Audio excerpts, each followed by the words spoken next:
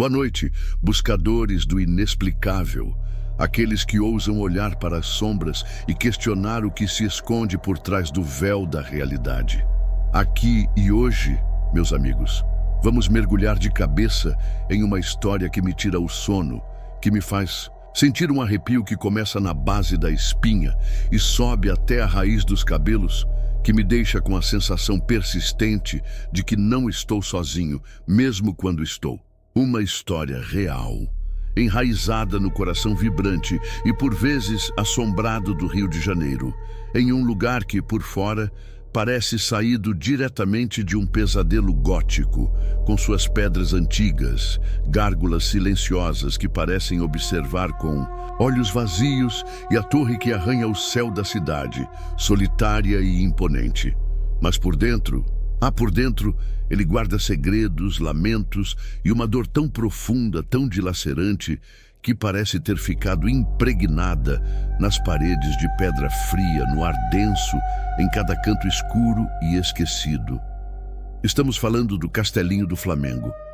E a história que ele guarda é de partir a alma, de gelar o sangue e de te fazer questionar tudo o que você pensa saber sobre a vida e a morte.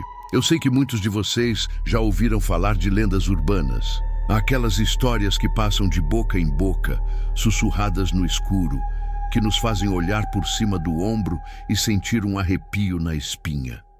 Mas, e quando essas lendas têm nomes, datas e um local físico onde até hoje pessoas juram sentir uma presença que sofreu demais, que foi cruelmente tratada, que foi privada de tudo e que parece incapaz de encontrar a paz, presa em um ciclo eterno de dor, desespero e solidão?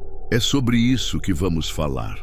Sobre o Castelinho e sobre a alma atormentada que, dizem, ainda habita seus corredores frios, suas salas vazias e principalmente aquela torre solitária que se projeta contra o céu da cidade, como um dedo acusador apontado para o passado ou um monumento à tristeza e à injustiça.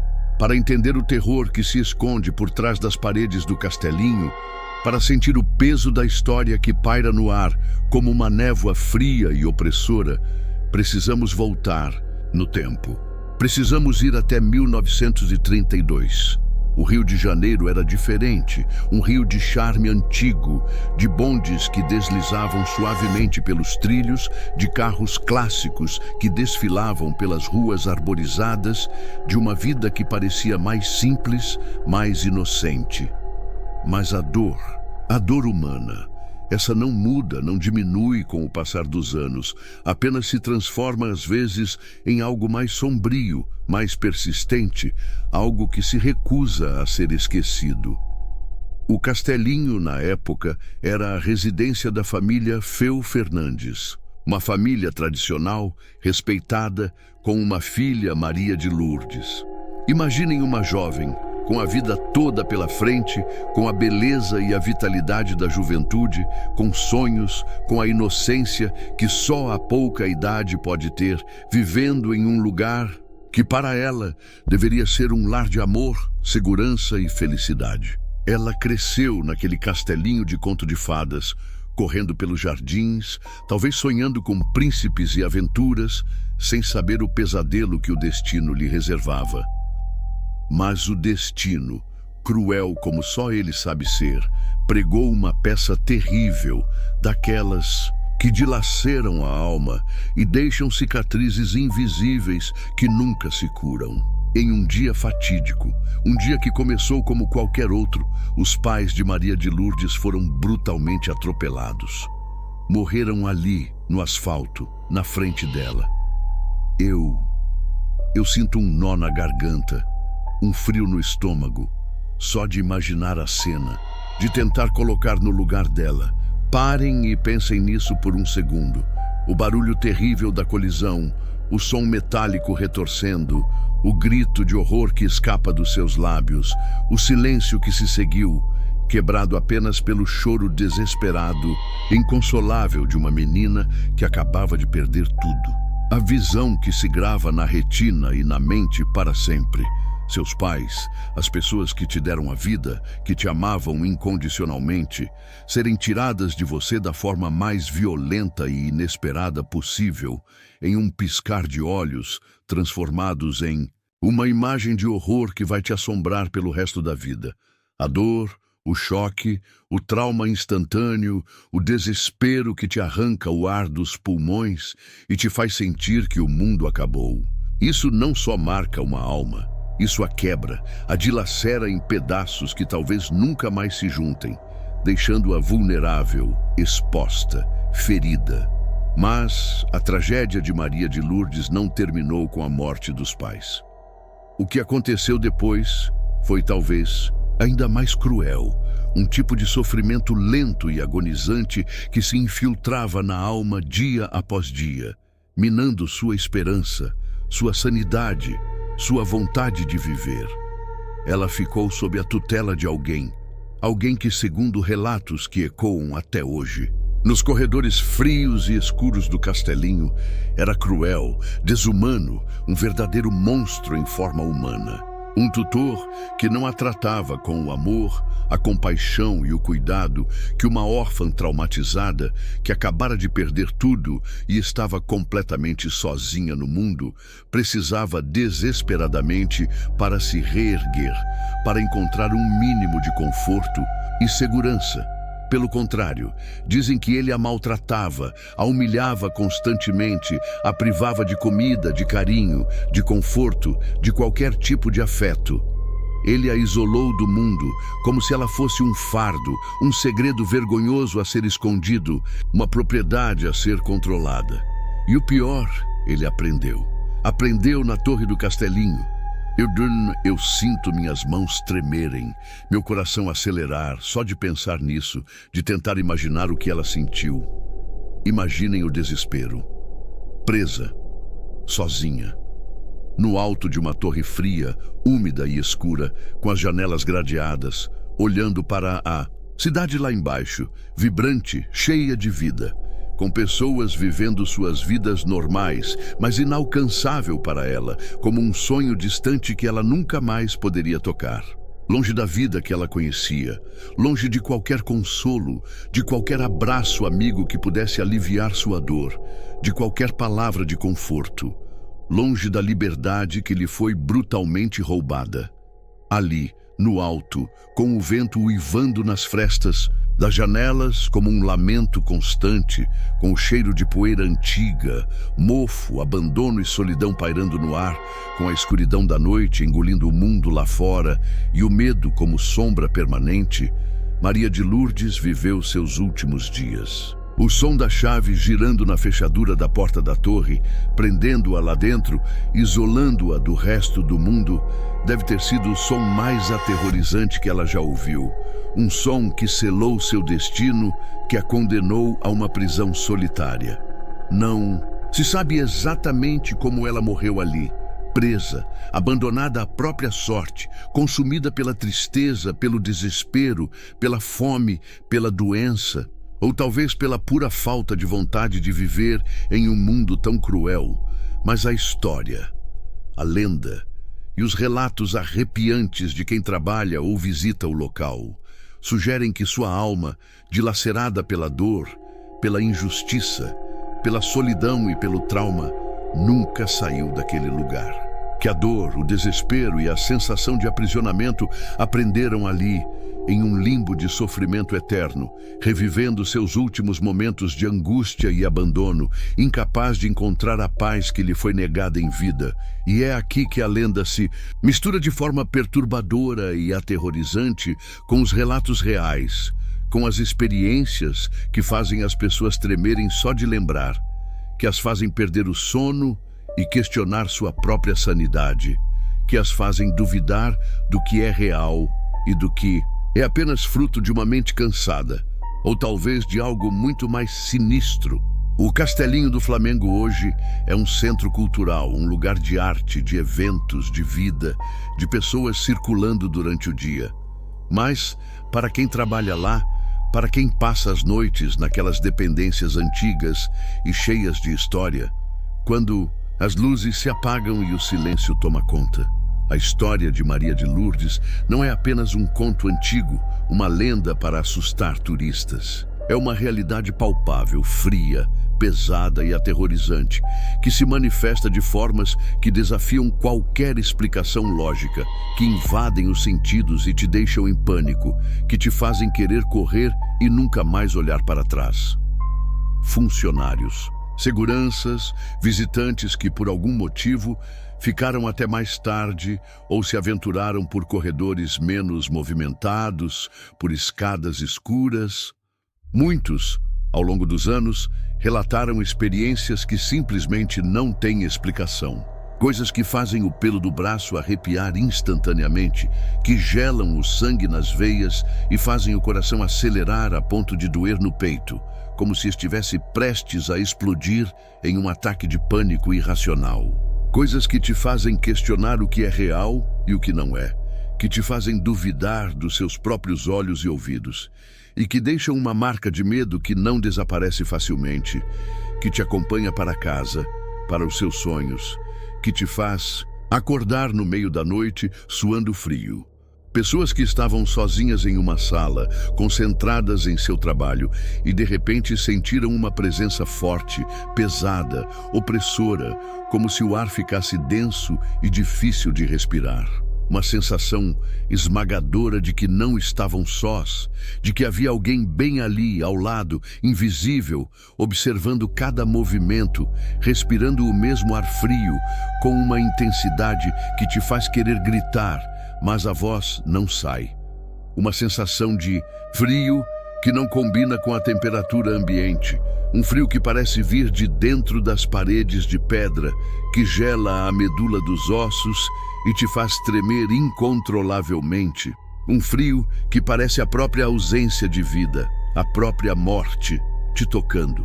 E o cheiro?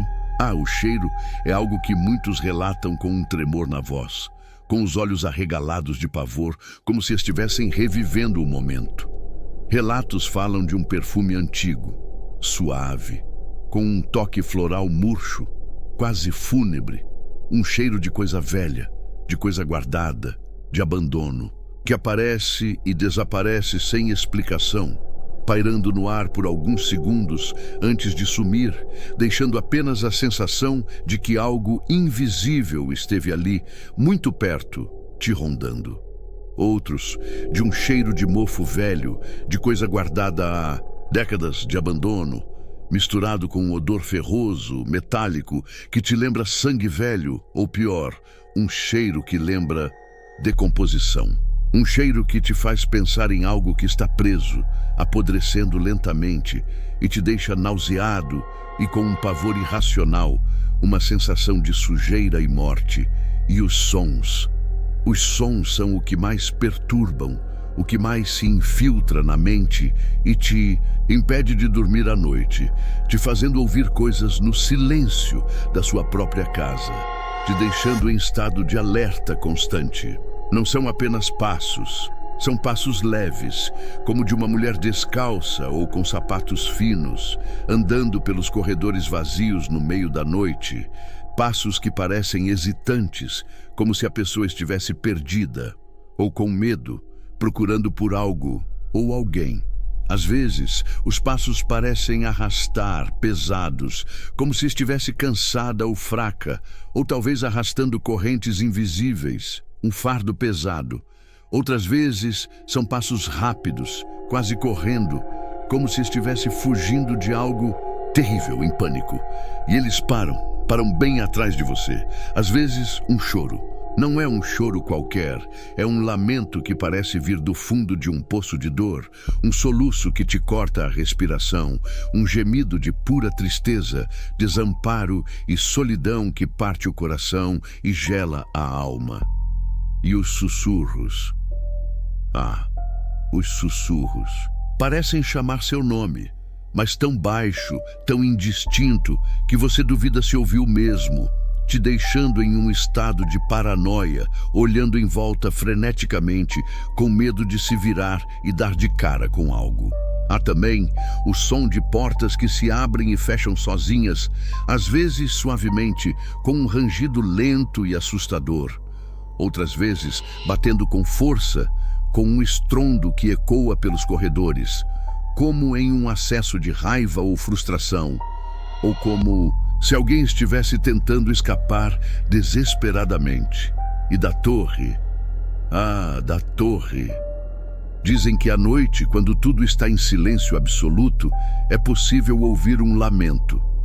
Um lamento triste, longo, que ecoa nas paredes de pedra e parece carregar toda a dor, a solidão, o desespero e a injustiça do mundo, um grito mudo de uma alma aprisionada, um som que te faz querer tapar os ouvidos e fugir correndo, um som que te assombra por dias. Eu conversei com pessoas que trabalharam lá por anos, que passaram noites naquele lugar, sozinhas com a escuridão e o silêncio. Ou não tão sozinhas, assim, e o medo nos olhos delas. A forma como a voz falhava ao contar os relatos, como o corpo tremia incontrolavelmente, como se estivessem revivendo o terror, é real, é palpável. Um segurança, um homem grande e forte, cético por natureza, que não acreditava em coisas de outro mundo, me contou que uma noite, fazendo a ronda pelo andar de cima, sentiu uma mão fria, incrivelmente gelada, como gelo puro, tocar o ombro dele. Ele virou rápido, o coração disparado na garganta, pronto para confrontar quem quer que fosse, com a adrenalina a mil. Mas não havia ninguém. A porta atrás dele estava fechada, trancada por dentro. Ele disse que o toque gelado ficou na pele por horas, como se a marca do frio tivesse sido cravada nele, e que ele não conseguiu dormir por dias, revivendo aquele momento aterrorizante, sentindo o toque fantasma em seu ombro, sentindo o pânico voltar. Ele tremia só de me contar, a voz embargada pelo pavor que ainda sentia, anos depois do ocorrido. Ele nunca mais fez ronda noturna no castelinho.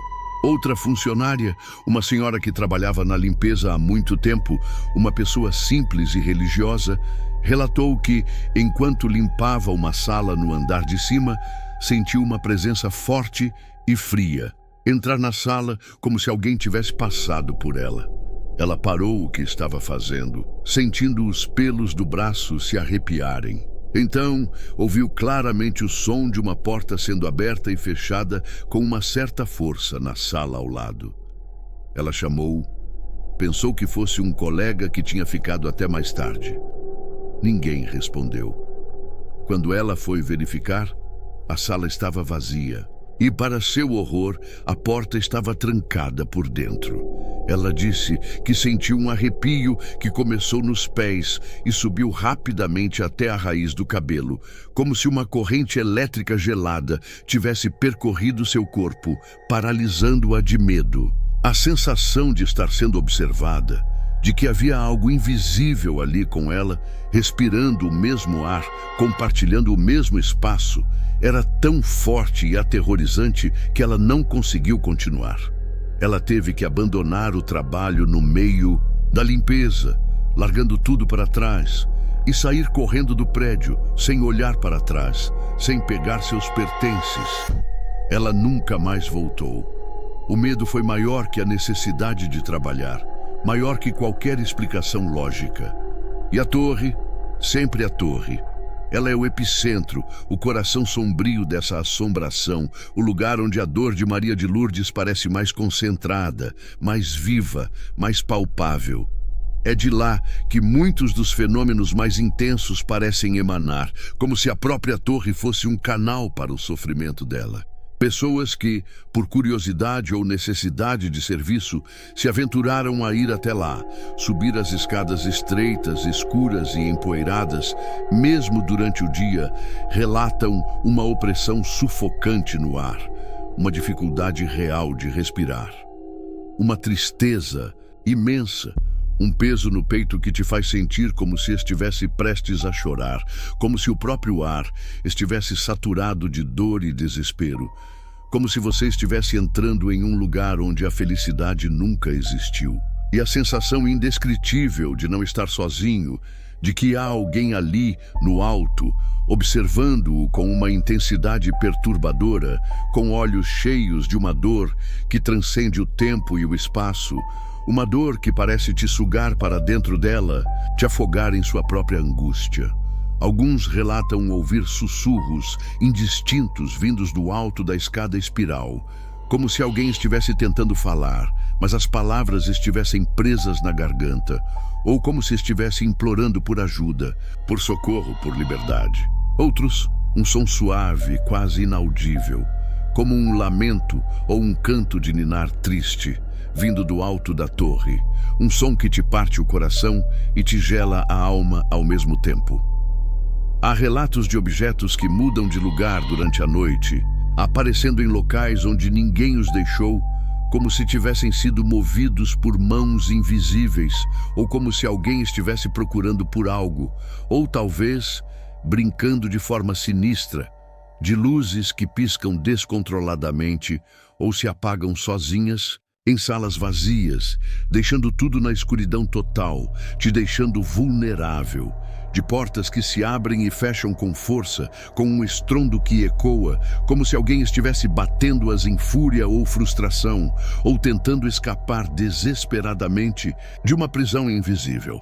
Um zelador, um homem cético por natureza, que não acreditava em coisas de outro mundo, que ria dessas histórias, jurou ter visto a silhueta de uma mulher jovem na janela da torre em plena madrugada, olhando para a rua lá embaixo. Ele descreveu a figura como pálida, quase translúcida, com longos cabelos escuros que pareciam flutuar no ar frio da noite. Quando ele piscou, a figura desapareceu. Ele disse que o pânico foi tão avassalador, tão incontrolável, que ele não conseguiu ficar mais um segundo ali. Ele correu para o carro e foi embora, abandonando o posto no meio da noite, deixando tudo para trás. Ele nunca mais voltou ao castelinho. O medo foi maior que a necessidade de trabalhar, maior que qualquer lógica ou ceticismo. O que aconteceu com Maria de Lourdes foi uma injustiça terrível, uma crueldade que não deveria ter acontecido com ninguém, uma mancha escura na história daquele lugar. Uma vida jovem e inocente, marcada pela tragédia, pela perda brutal e pelo sofrimento cruel imposto por quem deveria protegê-la. Ela foi privada de amor, de conforto, de liberdade, de dignidade, trancada em uma prisão solitária no alto de uma torre, abandonada, esquecida. E talvez seja essa dor insuportável, essa injustiça gritante, essa solidão forçada, essa sensação de abandono e traição que a prende ao castelinho, que a impede de encontrar a paz e seguir em frente. Uma alma dilacerada que busca, talvez, por justiça, por reconhecimento do seu sofrimento, por alguém que a ouça, que a veja, que a liberte. Ou talvez apenas esteja presa em um ciclo eterno de desespero, revivendo seus últimos momentos de angústia, incapaz de se libertar do lugar onde sua vida foi cruelmente tirada, onde seus últimos momentos foram de angústia, abandono e solidão. O castelinho se tornou o palco de sua tragédia eterna. O castelinho do Flamengo continua lá, imponente, no meio da cidade, um belo marco histórico que atrai olhares, turistas e curiosos durante o dia. Mas para quem conhece os relatos, para quem sentiu a atmosfera pesada e opressora em seus corredores, para quem ouviu os sons inexplicáveis, sentiu os cheiros fantasmagóricos, viu as sombras em movimento ou sentiu o toque gelado de uma presença invisível, ele é mais do que um prédio antigo. Ele é um testemunho silencioso e assombrado de uma tragédia, impregnado pela dor e pelo eco de um grito que ficou preso na torre, esperando ser ouvido, esperando por uma paz que nunca chegou, esperando por algo ou alguém. E eu pergunto a vocês, o que acham? Acreditam que a dor e a injustiça podem prender uma alma a um lugar, transformando-o em um palco para manifestações sobrenaturais, em um portal para o sofrimento do passado, em um lugar onde o tempo parece ter parado para uma alma? Já sentiram algo inexplicável em algum lugar histórico? Sentiram aquele arrepio que te faz querer correr sem olhar para trás? aquela sensação de que não está sozinho, aquela atmosfera pesada? Deixem seus comentários aqui embaixo. Eu leio cada um deles e suas experiências são muito importantes para essa comunidade de buscadores do inexplicável. Se você gostou desse vídeo, se sentiu um arrepio na espinha, se essa história te tocou e te deixou inquieto, deixe seu like. Isso ajuda o canal a continuar trazendo essas histórias arrepiantes e reais para vocês. E se você ainda não é inscrito, se inscreva e ative o sininho para não perder os próximos mergulhos no sobrenatural brasileiro, nas lendas que assombram nossas cidades e naqueles relatos que nos fazem questionar a realidade e o que existe além dela. Mas antes de ir, um aviso. Um aviso que me faz tremer só de pensar, que me faz olhar para as sombras no meu próprio quarto. Se um dia você passar pelo Castelinho do Flamengo à noite, quando as luzes estiverem apagadas, quando o silêncio tomar conta da rua e o prédio parecer apenas uma sombra escura e imponente contra o céu estrelado, olhe para a torre e se sentir um frio repentino e intenso que não deveria estar ali. Um frio que parece vir de dentro, que gela seus ossos. Se ouvir um som que não tem explicação, um choro distante, um sussurro no vento, um lamento vindo do alto, ou se sentir aquela sensação inconfundível e aterrorizante de que não está sozinho, de que há algo mais com você naquele lugar, observando-o, sentindo sua presença, não hesite, não pare para investigar. Não espere para ver o que é, não tente entender, vá embora, rápido, corra o mais rápido que puder, porque algumas portas, aquelas abertas pela tragédia, pela crueldade e pelo sofrimento, talvez nunca possam ser completamente fechadas, e algumas almas, aquelas que sofreram demais, que foram quebradas pela dor e pela injustiça, talvez nunca encontrem o caminho para casa, presas em sua angústia eterna, revivendo seus últimos momentos de terror. E elas, presas em sua dor, em sua solidão, em sua fúria silenciosa, elas não gostam de visitas, e a dor delas pode se tornar a sua, e você pode se tornar mais uma história sussurrada nos corredores frios do Castelinho. Cuidado, muito cuidado.